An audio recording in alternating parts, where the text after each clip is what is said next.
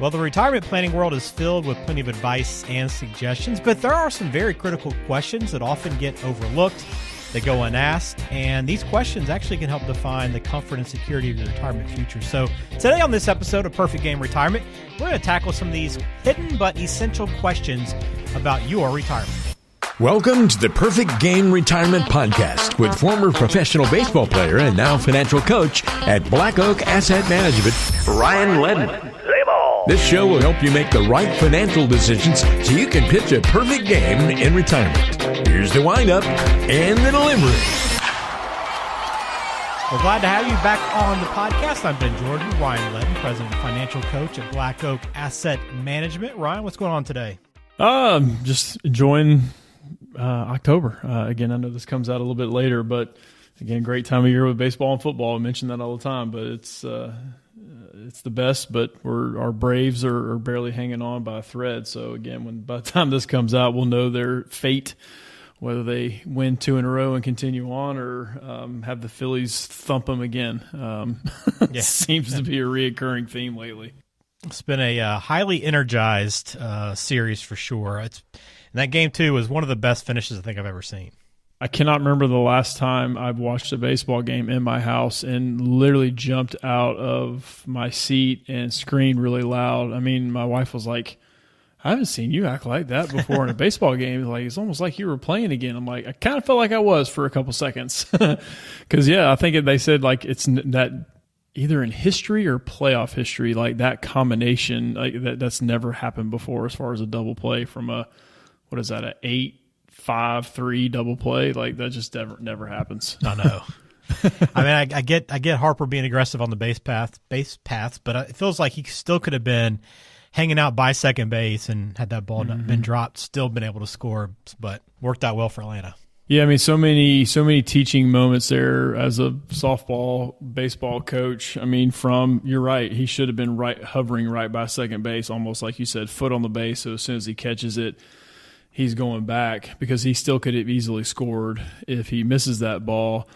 But we always preach on defense. You have to be somewhere. It's either you're playing the ball, you're covering your base, or you're backing up somewhere. And you can preach that until you're blue in the face, and it still doesn't happen all the time. But that was a perfect case scenario where, I mean, it looked like Albies easily had a beat on that ball coming in, but even he let that ball eat him up. And he's probably going to look back at that video and go, what in the world? Because we always teach our players, like, either go up and get the short hop or back up and get the long hop. And he just got the in-between hop, which I'm sure Ron Washington was wearing him out in a fun way, but wearing him out. Like, what are you doing? And you're just standing there.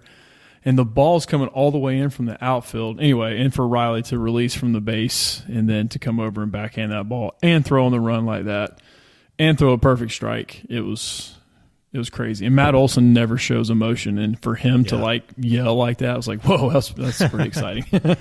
Pretty nuts. Well, hopefully they'll still be playing when this episode comes out. But if not, still a really good season. I know disappointing the way it finished, but a few teams have felt like that, I think, this postseason. So no doubt. It's just kind of the par for the course, it seems like, this year. Yeah, it does. Well, we got a good show for you today. We're going to jump in here in just a second to retirement planning's hidden questions. If you have any questions for Ryan, or maybe you haven't answered these questions we go through today and you want to address them, you can always log on, blackoakam.com, schedule a Retirement Coach 360 session online there.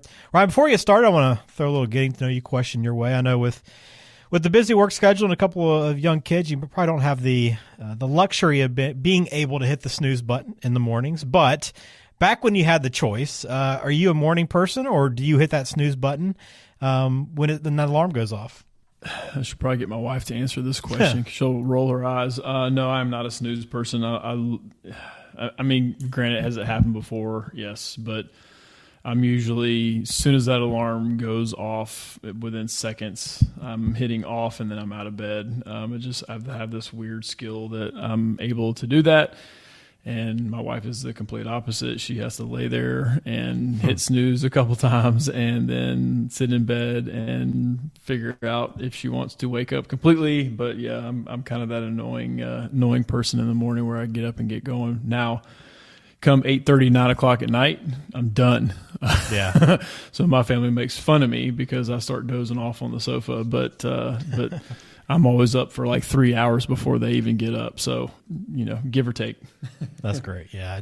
I know as you get older, it seems like those mornings start shifting earlier and earlier, but, I'm kind of with you. I don't never hit the snooze, but I'm a little slower to wake up, but I'm more and more like as soon as it's time, let's go. But with young kids, it's like if you can get to 7, you've had a long night. So it's a luxury for sure. All right, well, let's hop into it today on the show. We are talking about the hidden questions in retirement, things that maybe don't get asked that need to, and things that need answers for sure. So let's start with a question that, when you're thinking about taxes and how much you're going to have in money in retirement, you got to figure out how much in taxes you're going to owe on that tax-deferred savings you've been doing for a lot of your life. And for a lot of people, this is probably a pretty big chunk of their money, right?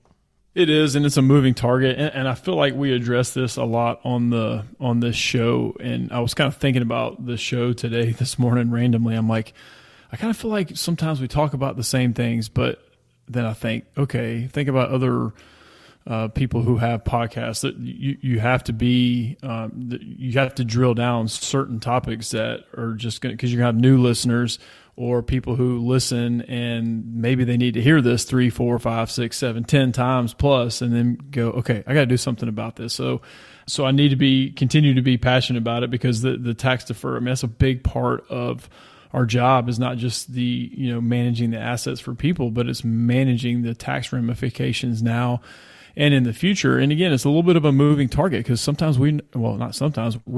not going to know what tax rates are going to be depending on when you retire. Now, if obviously you're on the retiring now or in the next year, we at least know that, but even there's some uncertainty in a couple of years. And then certainly 10, 20, 30 years from now, there's definite uncertainty. So again, it's a moving target, but all we can really do is plan on what we know now and what maybe projected it could be down the road.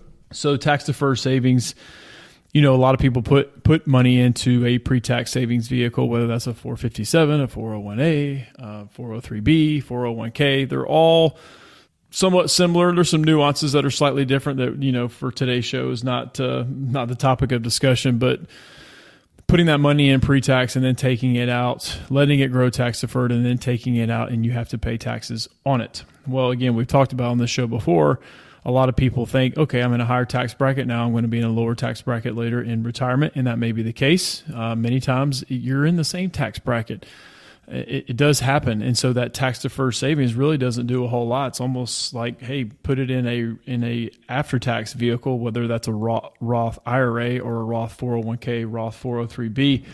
Go ahead and put that money in. Don't get the tax deduction for the current year. Let it grow tax deferred and then tax free, as long as you leave it in there until 59 and a half. You have the 5-year rule you have to think about. You have to have that in there for 5 years before we pay any taxes or penalties as well. But because so much of your taxable income affects other things in retirement, whether that's your Social Security benefit, whether that's your Medicare premiums, it funnels and runs down through your tax form, your 1040, to where it affects other things that you pay for. So it's not just how much tax am I paying? Am I in the 12% or the 22%? It spills over into so many other avenues of your retirement life. And if you're not thinking about that, and if you're young and you are saving in this tax deferred vehicle, you could have a large sum of money in there and you have no wiggle room, because depending on when you were born, you have to start taking money out at age 73, 74, 75. It just depends what your required minimum distributions are going to be. So if you have a large amount of pre-tax money, you have no choice at those ages that you are forced to take that money out, at least a certain amount. You may not need that money. You may have other sources of income. You may have a pension. You may have good Social Security, and you don't have to take that money out, where you do have to take that money out. The IRS is making you do that, and if you don't, you pay huge excise penalties, excise taxes, which is basically 25% of the amount that you're supposed to take out. So if you're supposed to take out $10,000, you pay $2,500 just in penalties, and you got to take the $10,000 out if you don't do it. So again, so many things to consider. But that's where we have to take a look at where your federal tax rates now, how much wiggle room do you have within the tax bracket you're in, and let's take as much advantage of the tax code as we can. All right, so that's a big one to kind of start off with. That's a question that needs to be answered. It might be a moving target, as Ryan talked about, but still something you have to work through. All right, second question here we need to address is, we save throughout our life, and then once you get into retirement, it's about how do you build that income from what you've saved. So part of that is figuring out how much can I withdraw from my savings each year. Yeah, speaking of moving targets, this is kind of a moving target as well because, we look at, if you Google the 4% rule, that comes up. That was kind of the standard. Hey, whatever my nest egg is, I can take 4% out. Well, maybe that's the case. I mean, that's maybe kind of a general rule to start with, but it all depends on what your income needs are each year, and it depends on how much you keep versus how much taxes you have to pay. So, and now savings, glorified cash, if you will, is actually paying a little bit of money. Again, some money market mutual funds are hovering around 5 to 5.25%. Well, for some people, if they're taking out 4%, well, there you go. There's an arbitrage there of a gain. You're taking out 4 and you're getting 5.5, 5.25. That's great. Well, that hasn't always been the case. The last 20 years, that has not always been the case. Luckily, the stock market has done very well. So you can start with the 4% rule to see what that looks like. You may have to go down a little bit. Maybe some of you can go up a little bit. But whatever your nest egg is, if it's $1 million, the general rule is, hey, take out around $40,000 and your nest egg should pretty much stay intact. Well, depends on your age. Depends on, some people want to leave a legacy. If some people don't want to leave a legacy and you're older, well, okay, you can probably take out more than that because you'll eat into the principal amount too, as well as the gains. So you won't maybe have as much to pass on. So that depends on the individual or the other couple, what they want to leave behind. Some people it's a priority, some it's not. But you can start with around the 4% withdrawal rate or what you can take out each year from your savings. But again, that's just a very blanket general rule, and it really depends on your situation, your income needs, taxes, a lot of different things. But you can start with 4% and kind of backtrack from there. All right, we're talking about some hidden questions. If anything comes up that maybe you haven't thought about or would really like to discuss a little bit further, you can always get in touch with Ryan at blackoakam.com or over the phone at 470-508-0508. Life insurance is a good tool for a lot of people, and it's used, I know, for younger families and for people while they're working to replace their income. But the question that comes up that or doesn't come up as much, but maybe should, is, do I still need to have that life insurance policy when I'm retired? I mean, that's another, it depends. I've had to deliver a few life insurance checks to spouses. And I've mentioned this before on here. I've never had one person upset that they received a life insurance proceed because that's liquid money that you get relatively quick. And for the most part, it's tax-free. So I've never had someone complain about it. Obviously, they're grieving and going through a hard time and receiving money that they can use to pay for final expenses, help their income, whatever it may be. I've never had anybody complain about it. So do you need it? Should I have life insurance when I'm retired? I always hear from younger people, oh, well, by then I'm self-insured. I'll have my house paid for. I'll have this. Well, okay, in our minds, great. Okay, what are we doing to get to that point where our house is paid off and we have $2 million in assets and kids are off the payroll and they're out of the house? Well, yeah, that may be the case, but what if it's not? So I'm a big proponent of having it. Obviously, I don't want it to break the bank and have to pay too much for it, but I think it's a good thing. Right now, to have life insurance to pay for estate tax purposes is really not a big need because estate taxes only affect people with $12.92 million. Well, most people don't have that. So when the estate tax was exemption was way less than that, life insurance was almost a have to have because if you had anything over $1 million, it was taxed at 40%, which is crazy to think about. And it wasn't that long ago. So there was a lot of people that had over $1 million net worth. So they had to have life insurance to be able to cover the tax bill of that 40% over $1 million. So it can get really complex and complicated right now for estate tax purposes. You really don't need life insurance. But if you have it, I wouldn't cancel it, especially if it's affordable. Just keep it intact. I mean, what's that extra $100 a month or $75 or whatever your premium is? I mean, that's really not making a huge dent in your budget. And if, God forbid, something happens, there's a large influx of cash for those that you leave behind. So I don't think you necessarily need it. Some people more people should probably have it than they think. All right. What about medical coverage? Another thing that comes up in your discussions in terms of health insurance. But I think people might just kind of assume that, hey, Medicare, once it kicks in, I think that's going to cover most of my stuff. I'm not really as worried about healthcare costs. But Medicare doesn't cover everything, right? So the question really that you need to get answered is, what kind of medical coverage are you going to need over and beyond Medicare? Yeah, it's got a lot of holes in it. You can add, so Part A is hospital, Part B is doctor's coverage, but it's an 80-20. So that 20% can really hamstring people if they have big events that they have to pay for from a medical standpoint. Don't pretend to be a Medicare expert. We have someone in our office who helps people with that. But that 20% kind of copay, that can be expensive. So that's where Medicare supplement comes in. There's also Medicare Advantage. But supplemental plans, you can go through and really nail down, okay, this is what we need in addition to, this is what we want covered. Obviously, that comes at a cost. It comes at a monthly premium cost. Also, Medicare does not cover long-term care. I mean, if you meet certain requirements, I think there's like 3 requirements, maybe more, that Medicare will cover long-term care, but it's for 20 days. That's it. And then after 20 days, it's kind of a formula on how much you do pay and how much they pay. But don't think Medicare is a long-term care insurance plan. It's not. I'm not saying buy long-term care insurance. Maybe you should, but you need to factor that in and not factor Medicare into that long-term care planning need. So there's ways to go above and beyond Medicare. You just have to add on supplemental plans, but that depends on how much you want to pay and maybe what your prescription drugs are. So there's a lot of things to think about, but there's things to add on just on top of Medicare A and B. All right, got a couple more questions I want to run by you.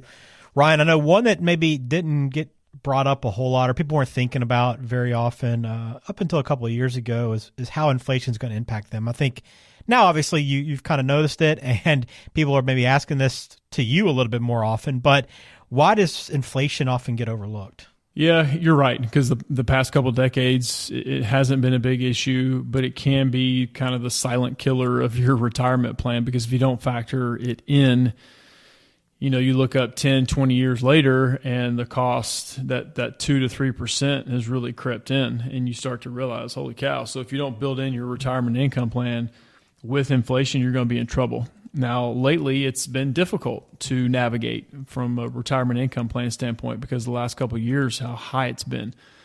So if you put in 8% like we've seen in your retirement plan, the numbers are insane. But it's not going to be 8% forever. If it's 8% forever, we got problems, huge problems. Yeah. So you have to factor that in. Again, that's why the Federal Reserve is trying to do what they're doing. They're trying to raise interest rates to slow things down. So they're trying to pump the brakes on the economy a little bit, not necessarily like throw us into a recession per se, which we could argue that technically we have been in one, but the media won't say it. Anyway, that's beside the point. But you do need to factor in inflation. Like today, as the recording of this, Social Security may be the only inflation hedge that some people have. And this past year, it was 8.7% cost of living raise or living adjustment. And then for next year, it's 3.2. So the formula that the Social Security Administration uses calculated and says, hey, we're going to give a 3.2% raise for next year, which, yeah, I get some people like, oh, we're not going to get as big a quote unquote cost of living adjustment. But at the same time, that means maybe that inflation number is slowing down by the metrics that the Social Security Administration uses. So that's a good thing.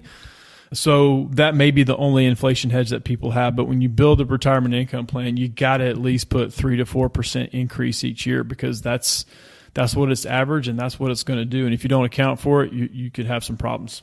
All right, one last question we want to bring to your attention here. And, this question probably wasn't asked for a very long time, but I think this is one that's kind of popping up more and more. And so if you haven't thought about it, you probably should be. But should I be planning for the cost of caring for elderly parents? Yeah, that's probably the biggest topic of discussion that I have had with clients lately. And again, it may be completely a separate topic just to discuss on itself. But to be aware of that, be aware of what your elderly or aging parents have, because maybe they have enough money to sustain what type of care or longevity that they may have. But just being aware of what they have and what they don't have. Because if you're aware of what they don't have, then you need to start making plans for it, because it's going to fall on somebody.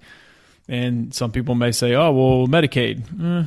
Okay. I mean, that's a whole nother topic of discussion too. You definitely don't want Medicaid type care when it comes to a long-term care facility. I've seen them. They're very different than the paid long-term care facilities. So, but that may be what has to happen, depending on your situation. But being aware of what they have and what they don't have, and you may have to supplement some of that cost to either keep them at home or to hire in-home care. I mean, it's because of the baby boomer generation is aging every single day. I have more and more clients that have aging parents moving in with them, or they're having to find care for them. At the same time, they have their kids either coming back from school, or maybe they're in high school about to go to college. So a lot of my clients are the definition of a sandwich generation, and that's what they're having to deal with, and they're having to be cognizant of it. So be aware of what your aging parents have. That way you can make a plan for it. Yeah, it's a big one, and one that can really cost your retirement if you aren't thinking about it and planning for it. So like all these questions, they might not be top of mind for you and don't get asked a lot, but they are some key planning discussions that need to take place with your financial professional. If you don't have one or need someone to talk with, you can always get in touch with Black Oak Asset Management at 470-508-0508 or online at blackoakam.com. Ryan, I'm going to ask you a question here before we get out, a mailbag question, I think a good one for today's episode. It came in from David. He says, I just turned 72 and I'm about to retire. I recently took a look at how much I'll have to start withdrawing from my IRAs and 401k because I'm old and they're forcing me to make withdrawals. Between my Social Security and the money they're forcing me to take out, I'll have a higher income in retirement than I have right now while I'm working. Can they really make me withdraw that much? Man, teed up, David. Appreciate that. It's like right in tune with what we're talking about today. So, case in point, yeah, I mean, that's where, and it's no fault of David, that David may only have had access to pre-tax accounts. Now his nest egg is so high that he's having to take his required minimum distribution, and with his Social Security and that, he's making more than he did before. Well, David, here's some options for you. Now, once you take that required minimum distribution, David, the IRS doesn't care what you do with it. Now, you can't put it back into retirement accounts, but if you want to open up a brokerage account and put it in there, you certainly can. You don't have to just keep it in savings. Some people do, but you can reinvest it. It just can't be in a Roth or an IRA if you don't have earned income. So that's kind of a stipulation there, but they will make you take that much out every single year. So your next possible solution, David, is to start doing Roth conversions with your pre-tax money.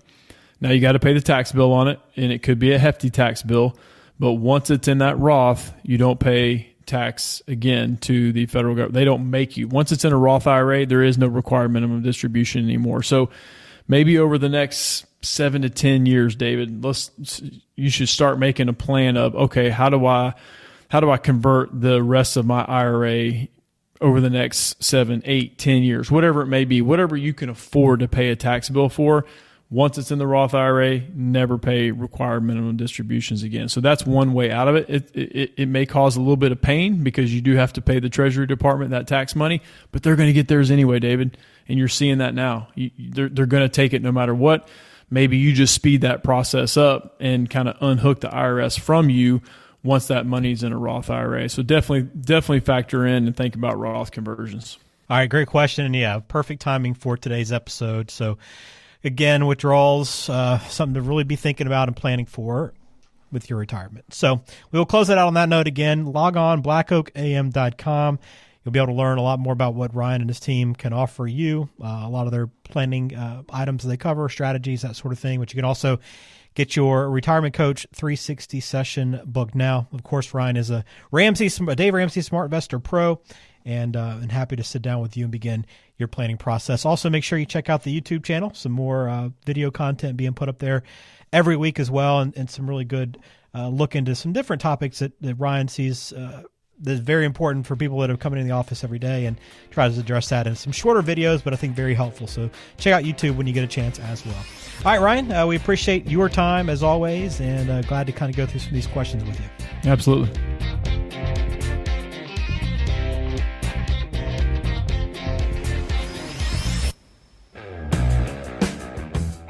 The Perfect Game Retirement Podcast is brought to you by Black Oak Asset Management, serving the greater Atlanta area with offices in Alpharetta and Macon. The show is available on Spotify, Apple Podcasts, Google Podcasts, and wherever you listen to podcasts. Subscribe to the show on your favorite app today and never miss an episode.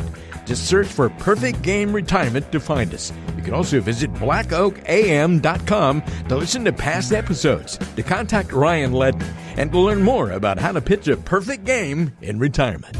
Information provided is for informational purposes only and does not constitute tax, investment,